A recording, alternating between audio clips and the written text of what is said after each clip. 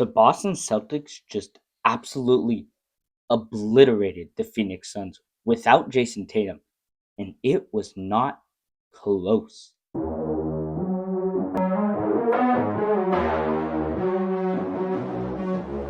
Great in and out dribble. Oh! He set off the smoke detector. Yo, crank that volume, turn it way up. Get your Jaylen get your plate out. You gon' pay up. Yo, crank that volume. What's up, everyone, and welcome into your Celtic Source, home of your 54-19 second place Boston Celtics. What a game we had here against a Phoenix Suns team that, has been struggling for most of the season. And you wonder why, given, the star talent that they have. But they've been hot over the last couple games and a desperate team that, is trying to make the playoffs. I think they won their last 6 games coming into this one, but it was not close right from the beginning. Sure, it was a pretty close fourth quarter. Really no defense in that. Sorry, first quarter. Really no defense in that one. Right, 42-38, the first quarter. But it was clear that this game was not going to stay close for long because the Suns were just leaving guys wide open from three in the paint. Right, there was one play where I think it was Jaylen Brown takes a three. It misses. KP gets the rebound and just walks right into the paint. Goes fancy with it. Actually misses the dunk, but still, every single starter had made a three 6 minutes into the game. All starters finished with double digits in this game. Everyone playing less than 32 minutes. Derek White playing the most at just 31 minutes. And he's probably the most durable guy out there right now, given some of the injuries that everyone else is going through. But Jaylen Brown, right? He's had a rough second half of the season dealing with knee injury, back injury, right? It's not going to be ever get back to perfect, I don't think, for this season. And you wonder why, he's even playing in this game, especially, or in these games, especially the way, he looked against the Kings where he just was not aggressive at all.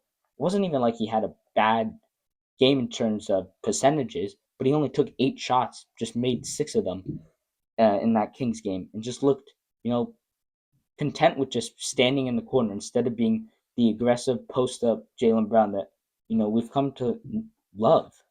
But that was not the case in this game. Jaylen Brown, you know, 24 points, 4 of 9 from three, 7 of 15 overall, just 28 minutes, 1 turnover from him, and just dominating the game without Jayson Tatum. I I would like to see Jaylen Brown sit for these last couple of games, especially because he's really on the cusp for All NBA. And I know if he misses 2 more games, he's not eligible. But who knows if he's going to make the team anyway? I know that's not how he's thinking, but I think there are just a lot of good players out there right now. Kevin Durant, Devin Booker have to be considered even with their teams being with the team being as bad as they are. But still, Jaylen Brown comes out with, I think, something to prove. If we remember last time, right? Jayson Tatum. Last time, Jayson Tatum goes down early against that Heat team back in the playoffs, right? And Jaylen Brown couldn't finish the job, and we saw him finish the job against the Kings. But I think the Suns are a better opponent, even with their record. Right? They were on a tear coming into this game, and Jaylen Brown goes 4 of 9 from three, straight out the gate, knocking down shots. When you have Jaylen Brown taking threes and making them, there's really no one that the Celtics can't beat because teams have to be out on him instead of leaving him open, sort of daring him to shoot. And it seems like Jaylen Brown always makes a shot when he's being dared to shoot, but when he's not really being dared, but guys are sort of, leaning a little bit off of him until he gets into the paint. Jaylen Brown, has struggled at times knocking down open shots this season, shooting just 33% on the season. But if he's going to knock down 4 of 9 in a game and take that many and actually make them, nobody can stop this team because you now have to guard all 5 all the time. Any switch you do does not work because someone's just going to shoot right over the top of a screen. You want to double Jayson Tatum, Jaylen Brown.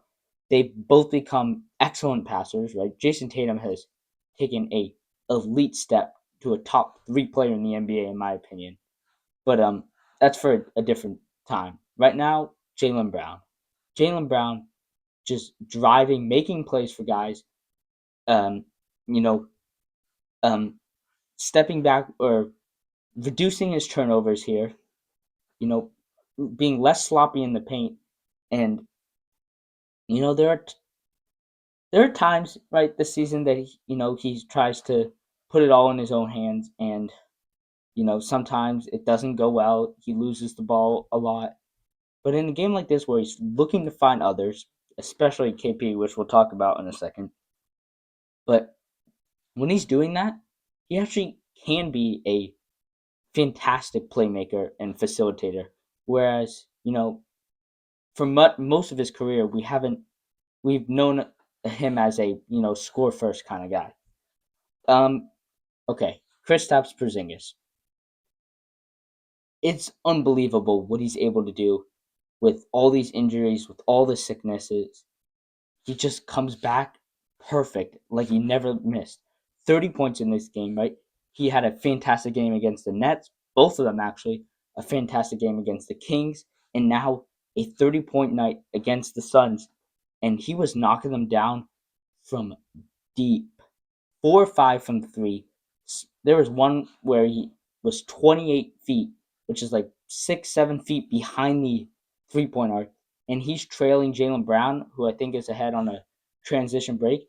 And the Suns don't even bother stepping up because, who would expect someone to pull from that deep, from the logo area, basically. And KP just gets the little, handoff back pass from Jaylen Brown and just shoots it right in, nothing but net. Just impossible to guard if he's like that. Right, 10 of 15 overall, so a super efficient night from him.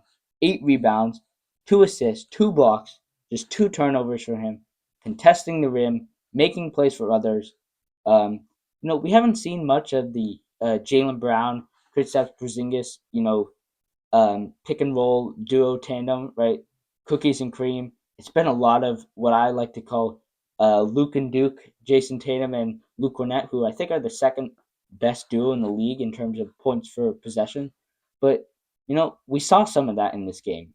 Jaylen Brown was able to throw it up for KP because he was the main guy. The Suns were doubling him at times, and so not as much as they double Tatum because it's impossible for Tatum to do anything with the ball right now except make a beautiful dime for an assist, which he's doing, which is why his assists have skyrocketed this month because Jayson Tatum, his points, yes, they're about the same, but he is being doubled on every single possession right now. And we haven't seen that with Jaylen Brown just because he hasn't been able to show that he's willing to pass out and make and get guys open. He's been turning the ball over, but now that we have this, right, teams are maybe thinking of Jaylen Brown a little bit more, which is going to free up everybody else. Um, who else had a fantastic game in this one? You know, all 5 starters in double digits, 6 guys. Peyton Pritchard off. Nope, not Peyton Pritchard. Sam Hauser off the bench, knocking down 3 of 4.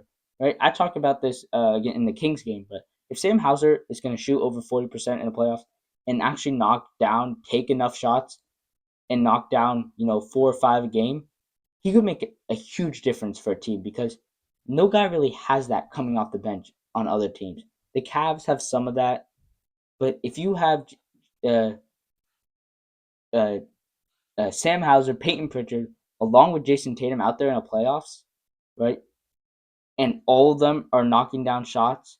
Jayson Tatum facilitating, but Peyton Pritchard, Sam Hauser knocking down 4 or 5 in a game, that is huge for a team.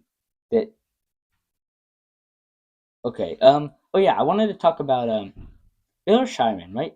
Doesn't get many minutes in this one, right? After he's had a pretty fun March, um, showing that maybe he could be a playoff, uh, get a couple minutes here and there, give Jaylen Brown, Jayson Tatum a break.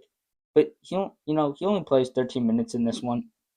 Look, it feels weird. It seems like, you know, Joe Mazzulla is not really just playing guys less minutes every night. It seems like, yes, a little bit. It's more like they play a minutes and they play a lot of minutes and then they'll get a day off here and there.